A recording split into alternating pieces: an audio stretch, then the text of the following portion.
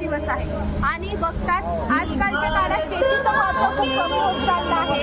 त्यामुळे जास्तीत जास्त शेतकऱ्यांना या गोष्टी माहिती पडाव्यात, लाभ माहिती व्हावा म्हणून हा कृषी महोत्सव आयोजित केलाय। आणि त्याचप्रमाणे आपला भारत हा कृषी प्रधान देश आहे। कृषी प्रधान देशामुळे शेतकऱ्यांनी येऊन लाभ घ्यावा आणि इथे 150 स्टॉल लागलेले आहेत, तरी सर्व शेतकऱ्यांनी आणि भगिनींनी येऊन लाभ देण्यात यावा, लाभ घेण्यात यावा।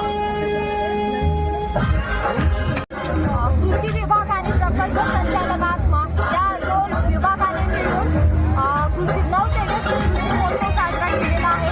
आणि आम्हाला माहिती होतं की भंडारा गोंदिया जिल्ह्यामध्ये आपल्या शेतकऱ्यांना विविध माहिती मिळावी म्हणून कृषी महोत्सव आयोजित करावायचा होता। त्यामुळे आम्ही 3 दिवस वेळ काढून कृषी महोत्सव साजरा केलेला आहे आणि त्याचप्रमाणे शेतकरी लाभ घेऊन या योजनेचा वगैरे फायदा घेतात आणि उत्कृष्ट शेतकरी बनून दाखवतात।